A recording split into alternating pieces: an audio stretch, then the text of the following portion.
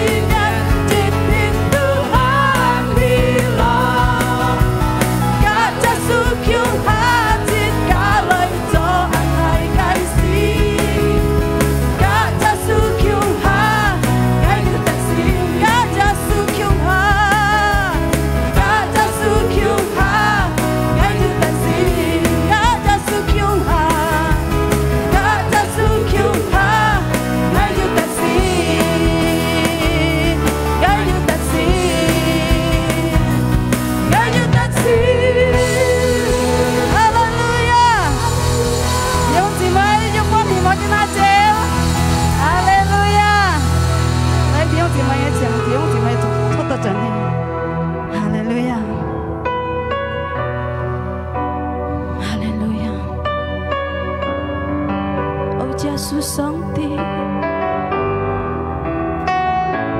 來到撒來聖的耶穌，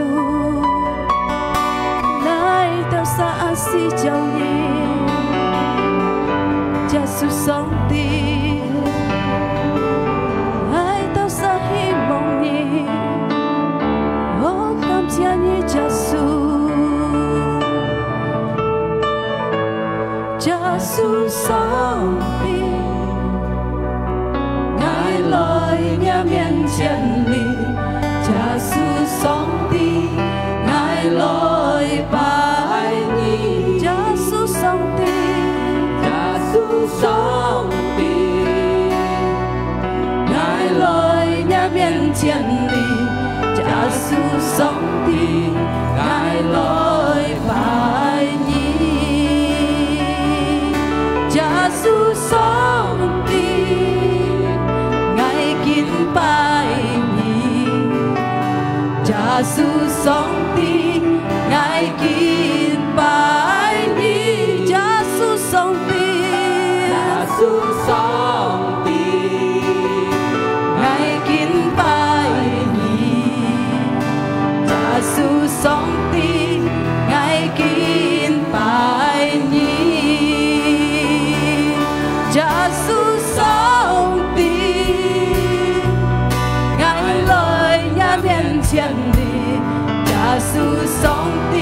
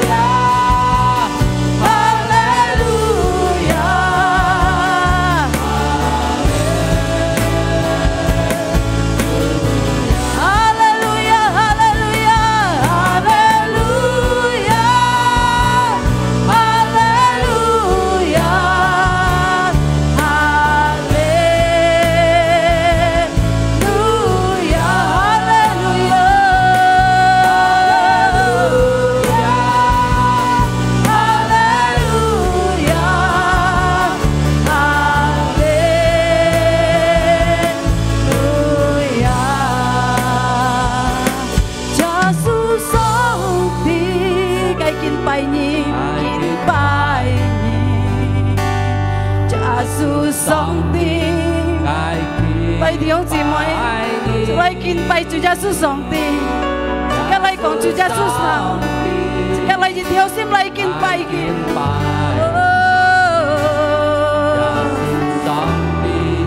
愛敬拜你，耶穌上帝，愛到殺來敬拜你，哦主耶穌上帝，愛敬拜你，耶穌上帝，愛敬拜你，耶穌上帝。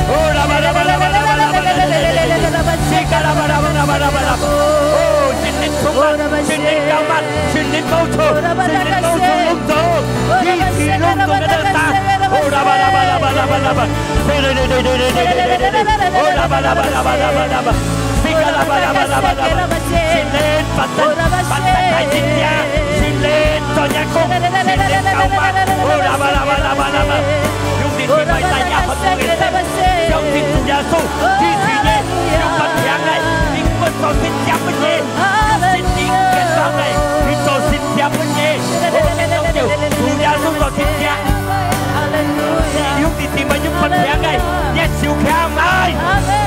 一隻小強嚟，本上帝看，一世上帝，主耶穌嘅使有一嘅先知，主耶穌嘅使有一先知，支持我，哦，嘅你禱告，本龍眾兄弟姊妹，用物平嘅，一陣一動事用物平嘅，一陣一會平，一陣一識用手動嘅，一陣一會手動，一陣嘅用結婚手動，主耶穌冇錯嘢，主耶穌支持嘢，主耶穌做先知，萬世支持一平，先至嘅健康，跟一平看走，所以耶穌基督名，耶穌嘅變生支持一平。哦啦吧啦吧啦吧啦吧啦吧，西卡啦吧啦吧啦吧啦吧啦，哦啦吧啦吧啦，哦先知萬世，哦冇錯祝福，先至健康，冇錯嘅一平看走，嚟晒要不平嘅，主耶穌嘅奇妙手中，大家平看走嘅，所以耶穌基督嘅名，一個保險，下面嘅平，一天人哋一天平，大家平看走，要見大山。在耶穌基督名，好謝份主耶穌，主耶穌做提先知乜嘢？天下來要喝，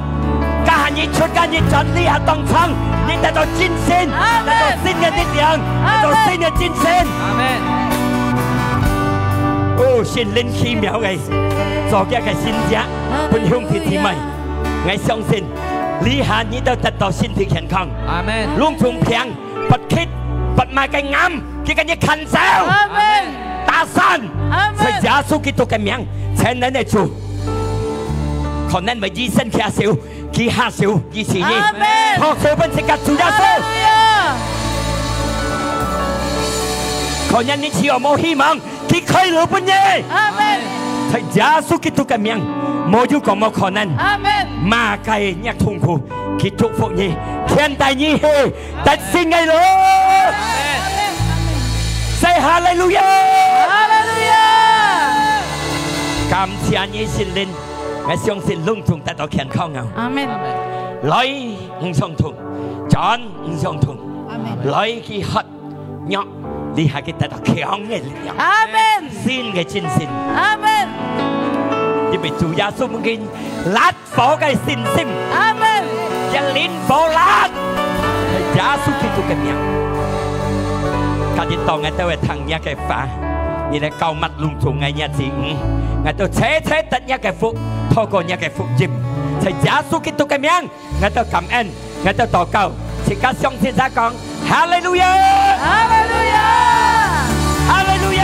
哈利路亞，哈利路亞。強台，上帝強台，上帝全能，耶穌全能，托謝文主耶穌，哈利路亞，哈利路亞。講一及一啲背後啲，我第二得到先知了樣，講錯講錯，龍總要得到上帝嘅先知。熱天要你操人要快樂要歡喜，鼻孔頭要氣，家超係上帝嘅先知了，阿們。按到人苦，滿背按到苦，都係依人嘅世道頭希望啊！兄弟姊妹你操到頭氣要歡喜要快樂要戰勝上帝嘅先知，阿們。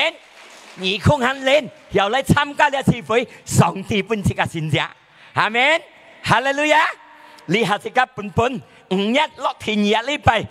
本切家講到，切家嘅上帝在耶穌基督名強大全能嘅主，阿們。上帝強大，講一及一啲上帝強大，耶穌強大，耶穌威風嘅主，耶穌全能嘅主，冇有可比嘅，阿們。兄弟姊妹相信，冇有可比耶穌上帝，哈利路亞。本可以嘅經數詩篇嘅68節加嘅第碼嘅68:35，68:35都係講到上帝強體在家嘅位嘅，上帝嘅位在位在天堂，強體嘅上帝在天堂嘅，就係以色列嘅上帝，自家對以色列在屬靈嘅方面表示也係自家嘅上帝，在耶穌基督名，哈利路亞！佢本自家權柄，本自家天然嘅能力，本自家力量，榮耀上帝，阿門。所以這個世界的黑道，唔是強，唔是小，唔是犯，上帝全能嘅力量嘅權柄，本自家嘅阿拿，本自家新嘅力量，makanya自家有新嘅力量，新嘅權柄，後來行呢個世界，呢個世界可能按到上世嘅不實自家，按到上世嘅滅自家嘅觸犯，按到上世嘅滅自家嘅思想痛苦，但係自家仰望上帝，全能嘅上帝，本自家強嘅力來對付一切嘅問題，對付一切嘅上世，對付一切嘅痛苦，自家出得勝，啥相信？相信破小本主耶穌，哈利路亞！全能嘅上帝，強大嘅上帝，無限制嘅上帝，全能嘅上帝，強大嘅上帝，能做一切。全能嘅上帝，強大嘅上帝，能做善者，冇有講冇可能。對於耶穌基督，對於時間呢，你冇可能，更冇可能。但係對於上帝，隆重有可能；對於信心嘅人，兄弟姊妹，格外信心，信主耶穌，隆重有可能。講一個別啲隆重有可能。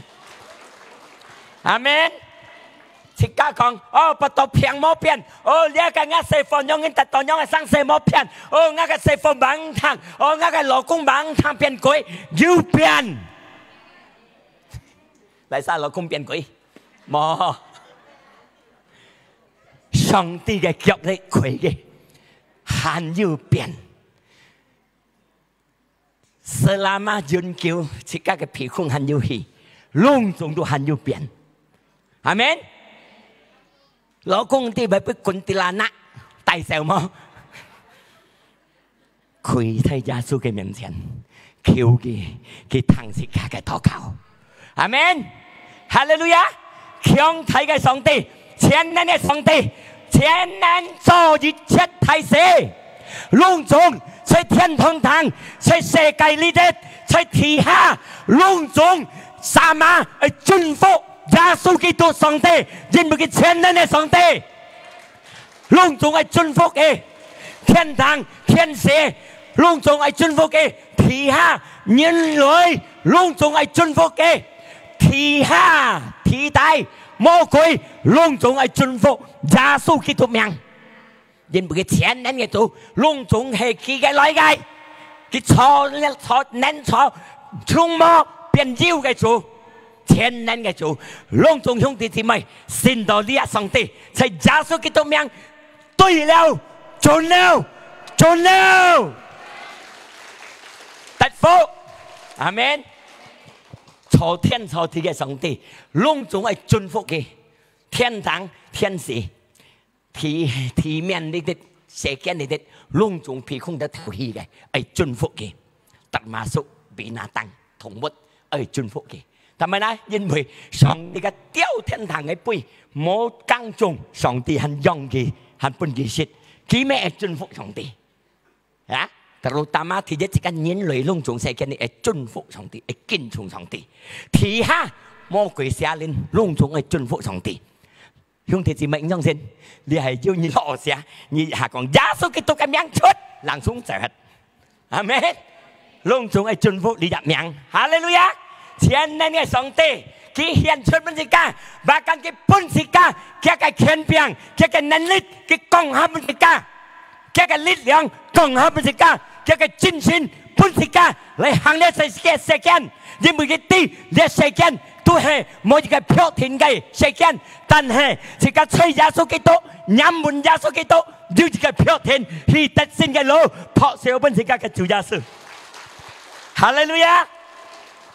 哦，可能兄弟姊妹講，哦，講你點點嘅世界劇，講上帝強大，上帝全能，冇有講冇可能對嘅，但係我哋冇期待，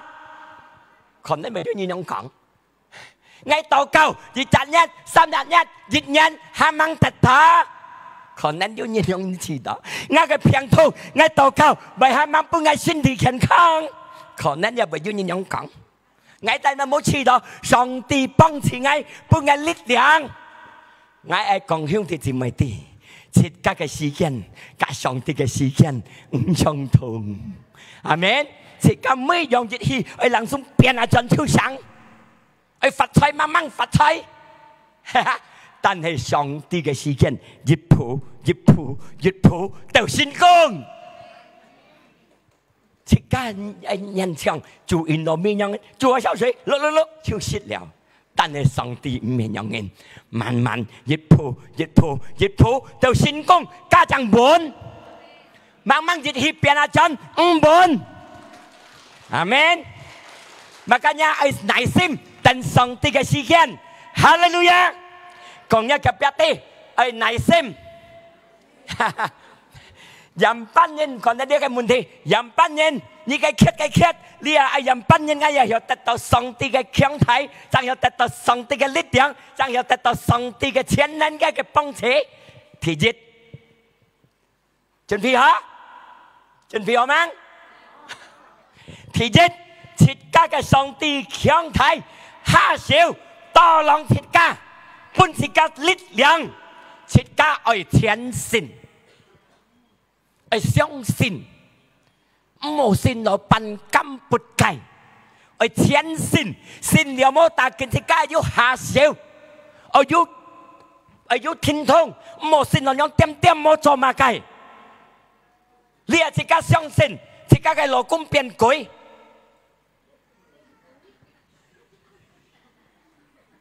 咩講變家突然間嘅鬼，變魔又冇隻樣嘅呐，神鬼樣嘅呐。自家相信耶穌能夠改變嘅，但係自家要下手，自家入面下手，自家嚟到上帝嘅面前，跪下嘅腳，拜嘅求嘅恩典，講下來，冇點點，上帝嘅相信，我老公一定改變，就好了點點咩？自家要禱告，要時間嚟กับ上帝。嚟前咩嚟求嘅，佢人講下呢個恩典唔識㗎，所以自家看唔到嘅，看唔到嘅裡面，自家冇做看唔到嘅，計到嘅先打樣嘅先，你看唔到先打樣，佢叫咪顯出變打樣，本自家看，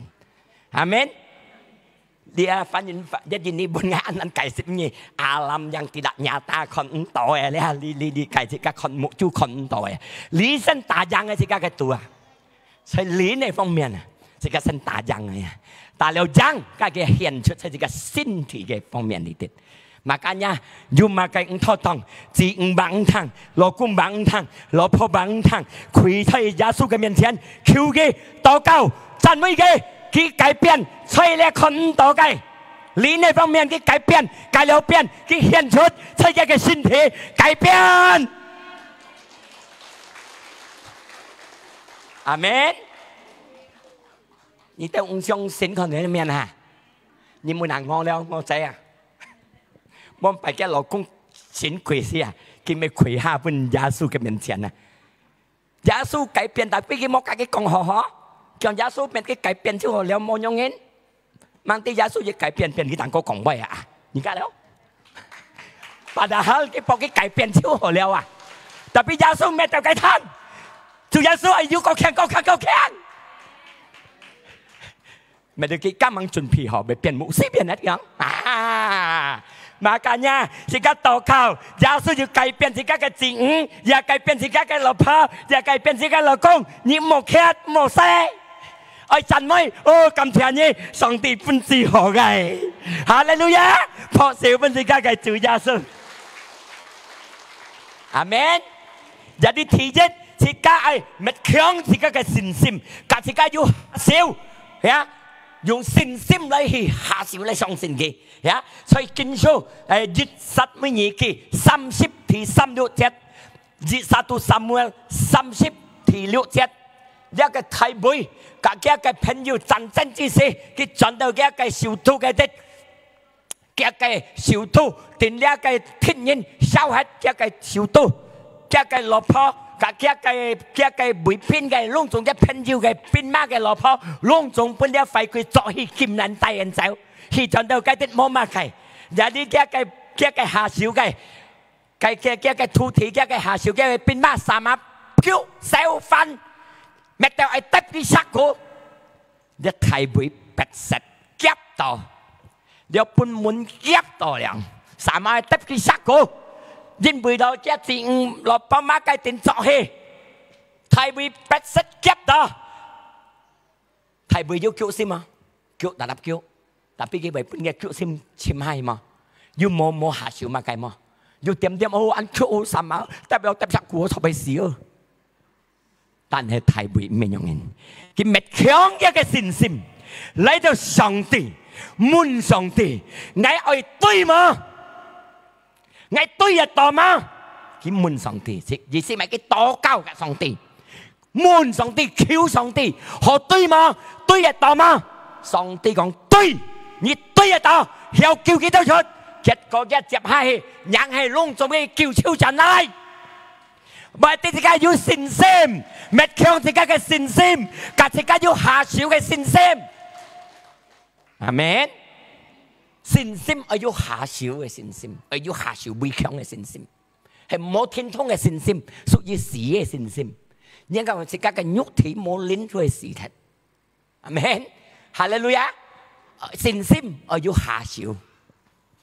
要天通嘅信心，要協助嘅信心。啲太妹應該特別識個，佢急到不實就計咩，就呢咩。但係行呢條路何走？嚟到上帝嘅面前，求上帝，上帝答應嘅，對嘅。隆重兄弟姊妹有問題，我講你聽，計冇路，呢冇路，安冇路，面前冇路，但哥行呢條路，前下向主耶穌行呢條路，佢能夠開路本嘢，阿門。哈利路亞，學小本自己係主耶穌。結果佢講對，結果隆重嘅大超傳嚟，隆重大超傳嚟，大夫隆重兄弟姊妹，可能唔要説五件係買東西，説別係買嘅東西，前你做後生嘅事，要五件係嘅，要別係嘅，要你係做嘅，想到嘅，上帝能幫助你，阿薩你係相信嘅，求嘅。佢難辦盡嘢，我係講兄弟姊妹聽，冇講你聽嘅。邊度？你啊，我前20多年前約朋友，跟我食雞條，20多年前，我是講乜嘢啲啊？食5條，我別說食緊啊，盡半夜嘅朋友加係乜啊？哇，這個道理上帝人啦，盡半夜，有啲結果啲幾多人辦同我跳笨，要3人辦。一切道理係20幾年啊，3條辦春頭間，辦2條辦間，20多人就辦ไง啊？係間變色3條辦變5幾多條出來啊！特別感謝主，哈利路亞，半辦3條變，減起來落係，呀，破謝分上帝。假設人業人唔見係嘅，上帝很幫助自己，自己冇去想，冇去求，冇去努，上帝幫自己。阿門。係咩叫嘅福音講？成日心中念望乜人一目就念望看念望聽係上帝充滿落邊嘢。阿門。啊，撒自己嘅心係仰望上帝，前進嘅要相同嘅信心，佢能做本自己信者。阿門。哈利路亞。Oh, haleluya. Saya 2 Raja-Raja Liuk 24. Lihat bongki. Lihat bongki Liuk 24. 2 Raja-Raja Liuk 24. Saya lihat Samaria pun dia thiết như Samaria gì siêu tu. Pun dia thiết nhiên trong Aram đi bong. Khung chi bao bùi. Kia sáng bộ tiền bao bùi mô thiên thông. Dia tiền kim hết nhau nghìn. On to Samaria cái cổ ta, pun dia cái thiết nhiên đi dạo bóng Aram bao bì hết, mò chuột nhếp, jadi mò chuột nhếp khung chi hết, xích liang mò hồ chuột nhếp, jadi kita vậy biến mò hồ xích liang, cái xin kinh còn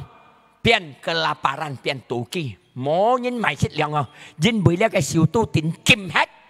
本呢個鐵人包圍hết，冇好天通。Jadi nyi raja-raja Tit thì giết chết anh nhong nên còn đó. Nyi raja-raja Tit thì giết chết. Dân hiểu lẽ cái Elisa xong thì cái phụ nhân, còn xong chọn xong thì cái phụ diêm chọn xong thì cái phá. Khi còn anh nhong nên cái phá xong thì cái phá. Sau cho kira anh nhong nên là sự kiện, cái chuyện thì bao bì hết, mà cái sức lượng quỳ đều năng tin. Hay cái còn hiện nay, nhưng mà cái tiêu sĩ anh chuyện quỳ. Mà cái tôi biết quỳ kia sẽ bị cổ hết. Lý do xong thì cái phụ nhân, cái còn xong thì cái phá. Sau cho kira anh nhong cái sự kiện, để cái phần lung tung biến偏移. Biến偏移. Kinh hạ tình bao bối lung tung, mai cái sức lượng quỳ bà căn mô hồ mai sức.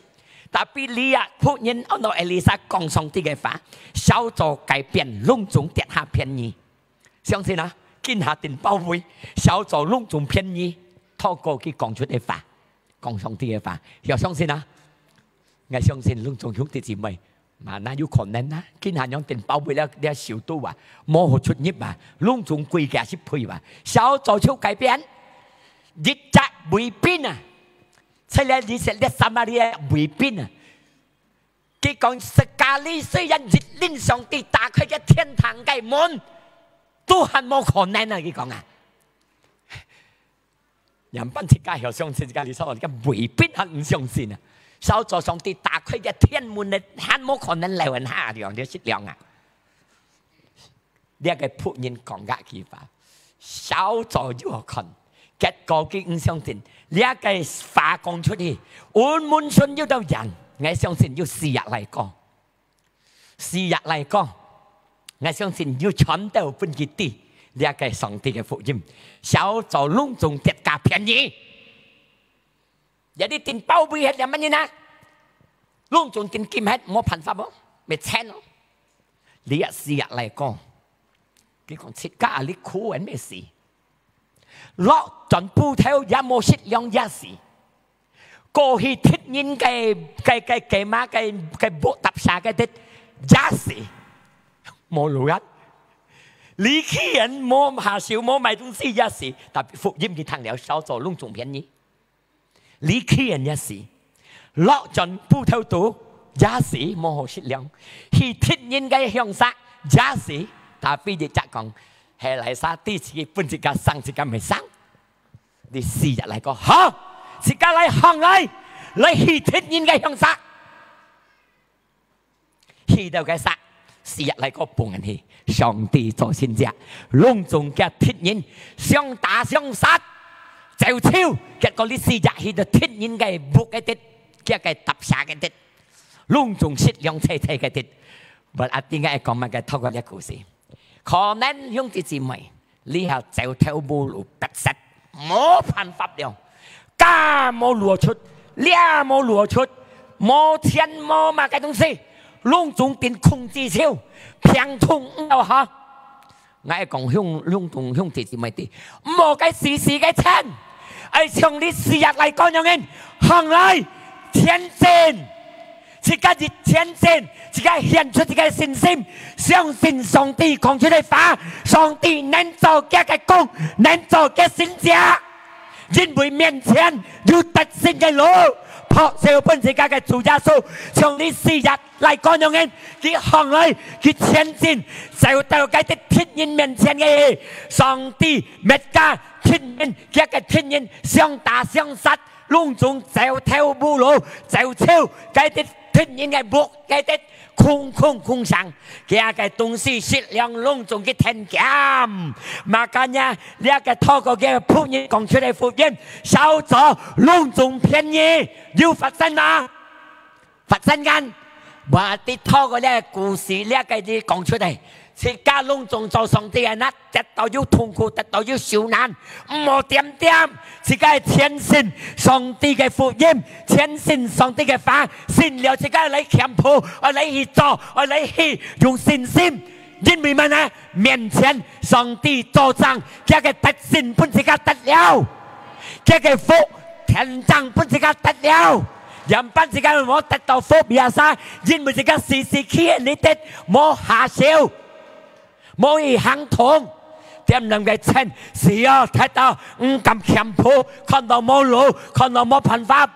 但係時間見當照，從呢事日嚟講，去到天然嘅冇計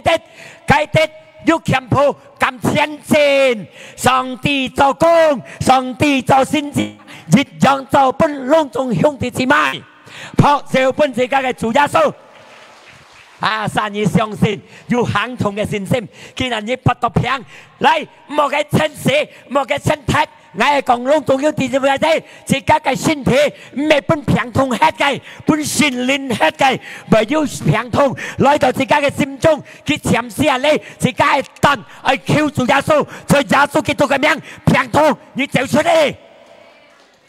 係耶穌基督嘅名隆重平同嘅走出，心靈呢度hết，阿門。Makanya ở trên tất cả song thì chỉ cả xin nhà ở trên giảng chỉ cả cái祷告chẳng hiểu như khen nên cái lực lượng amen hallelujah 我只家就上世日頭禱告只家日頭做錯日頭做罪惡萬那有答應只家嘅禱告本隨必吃 amen hallelujah 上帝千年嘅上帝透過歷史日嚟講教自家冇嘅事事，雖然可能冇路，落街冇路，落岸冇路，下邊冇路，但係佢前進，上帝開路，一樣本隆重兄弟姐妹哋，你可能冇路行，你咁前進，有信心，前啊相信主耶穌，面前上帝開張路俾自家，哈利路亞，哈利路亞，自家講哈利路亞。呢日每次咩別十半ngày嚟講呢個頭，12年不到平，不鐵平，時辰之光盡，那杯之光盡，呢度冇河，累呀呢度超量，這個平唔係多河，多快，12年嘅平係短嘅時間，又長嘅時間，兄弟姊妹不到當年嘅平，3年安跌。12年，哈利路亞！但係要日日，耶穌落下嘅小道，叫提前，耶穌一出門叫提前，隆重碰嚟碰去，變嚟變去，但係要入妹子你也不平嘅，耶穌嚟啊！時辰之五道，時辰之光盡之五河，人家講嘅聽到，要先只耶穌前人，耶穌強提，耶穌能叫做先者。啊！呢耳朵，呢機會唔好表現，佢嘅信心強行嚟。你係講啱嘅小命到耶穌嘅跑，啱嘅平熱天嘅河，佢嘅信心咁講。但係佢冇行前嘅命嚟講有何冇難，根冇下笑。但係佢不能平，不起嘅人命到人垃圾唔做得，為不然得實佢處罰處事。但係佢未表現嘅機會過係。佢講阿生係瞄到耶穌嘅跑，啱嘅平衡。有啲碰嚟碰去，咁當然，佢都要有信心，變強嘅信心對耶穌基督。佢隔嚟就係聽嘅，所以佢不平，咩就咁樣行到樣人。但係揼要5啲萬人計事情嘅冇計，5啲嘅問行到，我做嘅冇見嘅人樣人，哎呀，樣人嚇，但係佢係哎呀，瞄係，跟住信耶穌咁當然。但係耶穌咪知道，你入廟嘅唔相同，睇先拋去等人廟度嘅，碰去碰去嘅。但係你話要入廟係唔相同，佢計你心中度你要入天邊碰下出，佢入下廟要入力量出。但係要入力量啊，你入廟嘅唔相同，要入信心。要行同嘅信心，就睇你廟記嘅信心。嘛，今日耶穌只要嘅天邊表下出，而下出嚟講，一個平冷生活，破小分做耶穌。呢下透過兩位之人，隆重兄弟姊妹，要乜嘅平同，禱告，敢前進，要平冇講，哎呀冇辦法冇硬有氣用有禱告哦，所以禱告學到睇到。未抌巴踢，直接看到不到平樣，腳因你同嘅同前進，信心加前進，得先者。阿們，最冇自己嘅行嚟，你求主禱告，嚟到上帝嘅面前，瞄上帝嘅炮，叫嘅先者發生本自家。阿們，哈利路亞，嚟晒相信，嚟晒分娩嘅講係，分娩講哈利路亞分娩。อายุหันยองให้สินซิมฮาเลลูยาโอ้พิษอันนั้นคงไทยสองตีหันยุจิตไก่ตับพี่เคยกองชิวคนต่อนะบ่อยกองชิวหันยุจิตไก่กองตอนเนี้ยทีนี้ยามบ้านนี้จิกา有得到上帝嘅幫持，得到嘅強大嘅力量，จิกา愛禱告到發生，禱告到上帝答應本จิกา禱告到上帝答應係相信自己嘅禱告，自己禱告自己係相信自己得到了，特別目標喺度禱告，真道人氣，禱告咩自己了缺失量，做自己禱告主到浪嚟，叫我嘅老公，叫我嘅老婆，叫我嘅子女到了夠，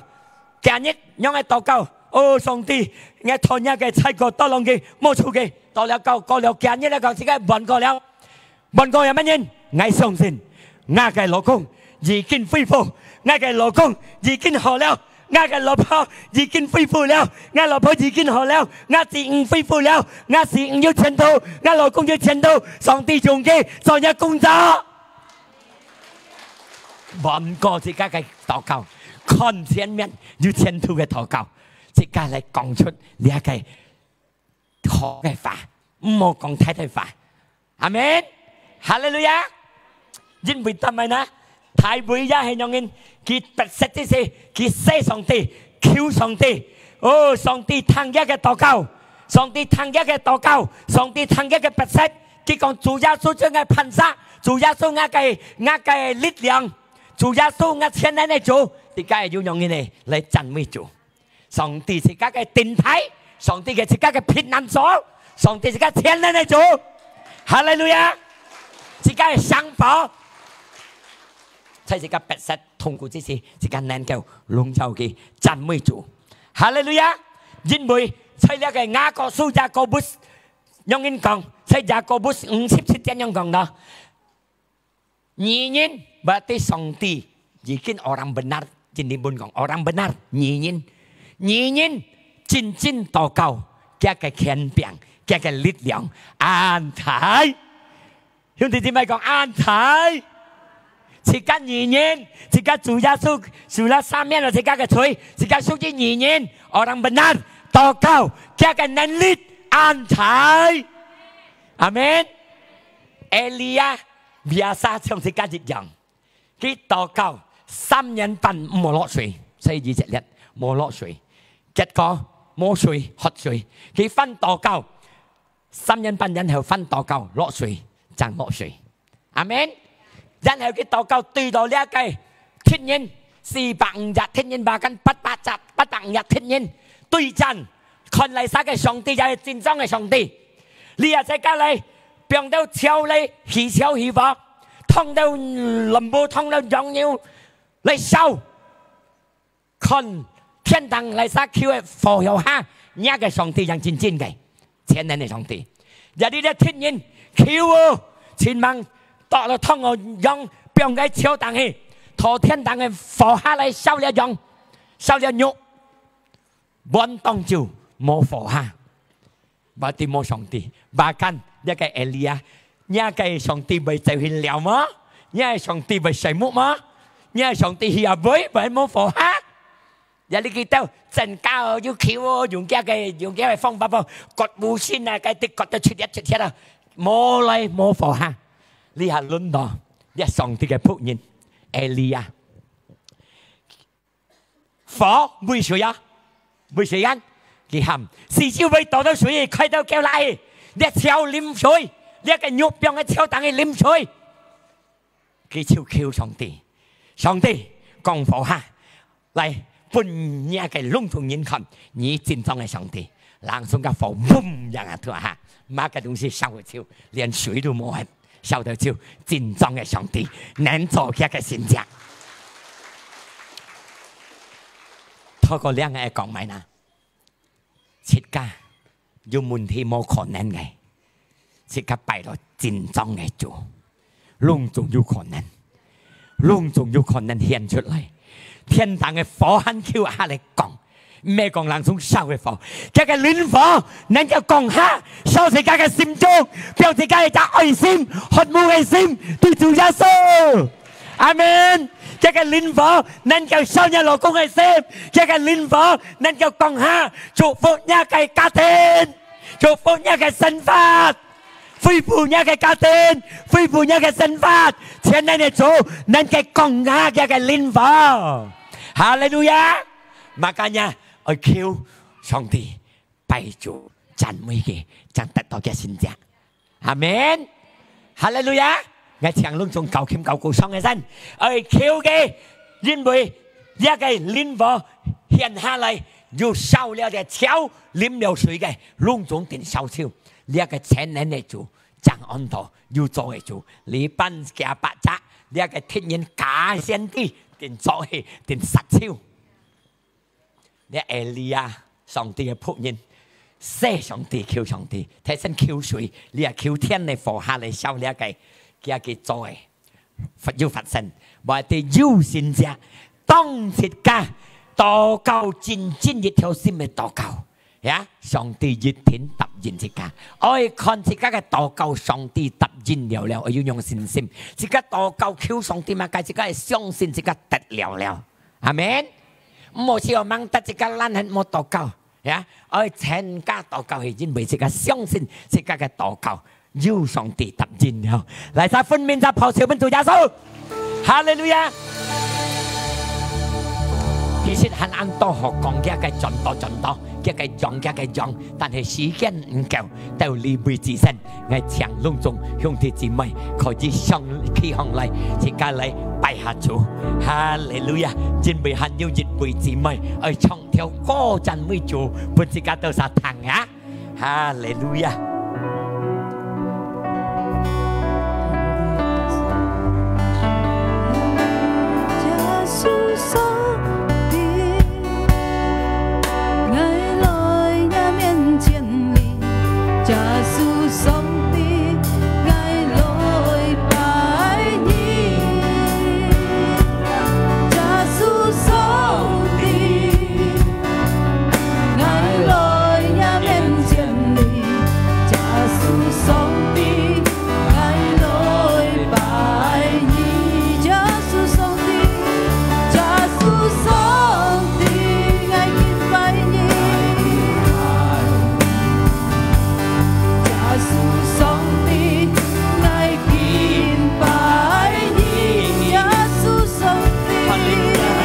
拜耶主耶穌，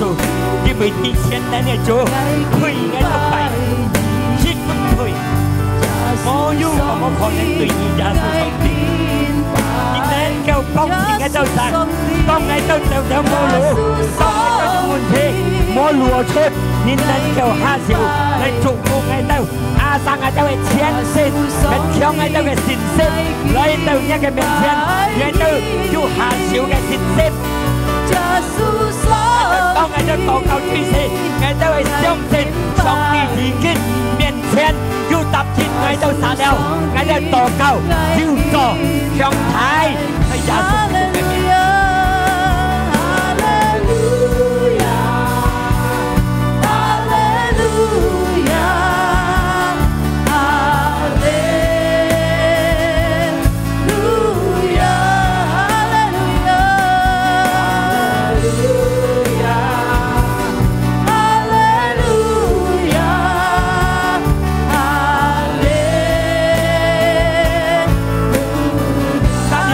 Hallelujah.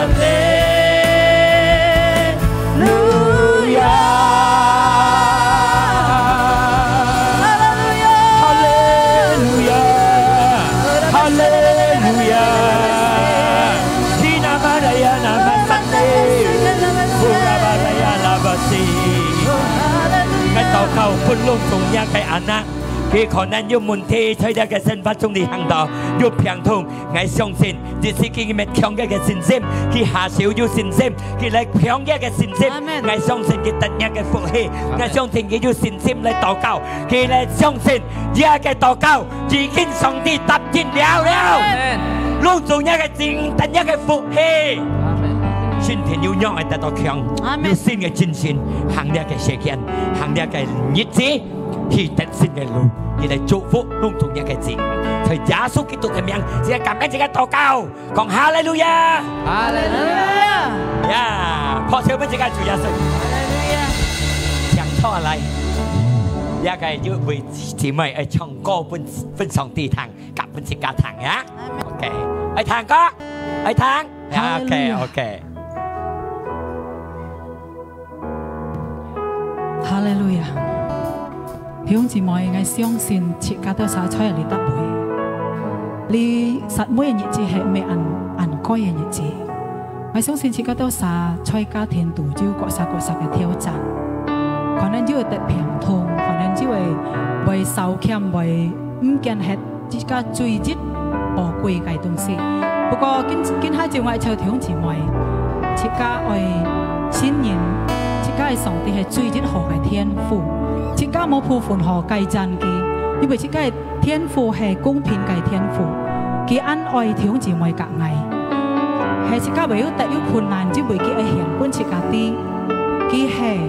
按錫自家，佢唔識離開佢自家，佢係認識本自家受得到啥啲，佢係最之全能嘅之神，耶和華拉法，佢愛本自家啲。佢係準備本教本自家都撒嘅天賦，佢係耶和華之嚟，佢唔識離開自家，佢常常要解釋一同在，佢係耶和華神，哈利路亞。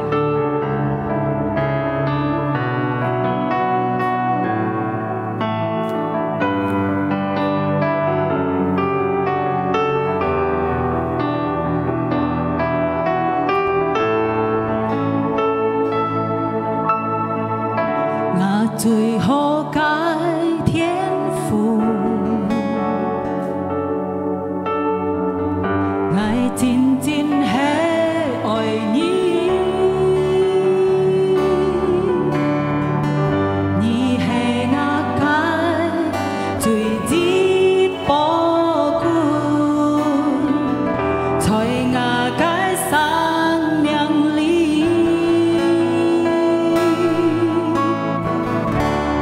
最後改天賦，我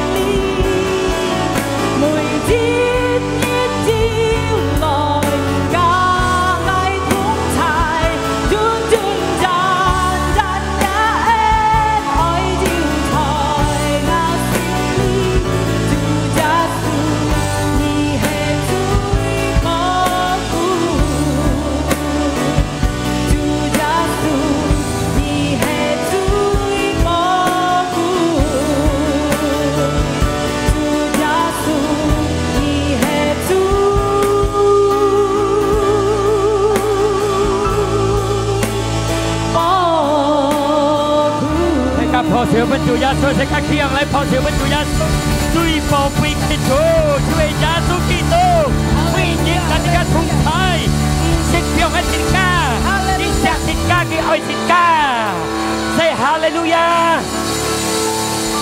感謝你主，你是份寶貝嘅主，唔識用嘅愛到啥，思想嘅嘅同在。大家都會得勝嘅路，感謝一個獻帝一個客家智慧，都係對你妹子，假日當嘅都係盡嘅相信，善念要獻帝嘅都盡到無卡平平安安，我都也要感恩，見到我都要熱着好嘅機會，但我都嘅奉獻嚟到上帝嘅面前，獻上在耶穌基督和做主嘅工作喺裏邊，感謝你主耶穌，兄弟姊妹們，即刻開紅笑嚟，即刻嘅智慧到你妹子，即刻嚟盡天父嘅平安快樂乾光充滿我自己嘅心中，因為主耶穌寫時間佢獻出一個寫，佢死復活，本時間得到永遠嘅生命，善念嘅同在獻大時間，從呢下到永遠獻大時間到得勝嘅路，在耶穌基督嘅名字嘅感恩，這個禱告，這個齊齊嚟講，阿門，哈利路亞，錯下弟兄姊妹，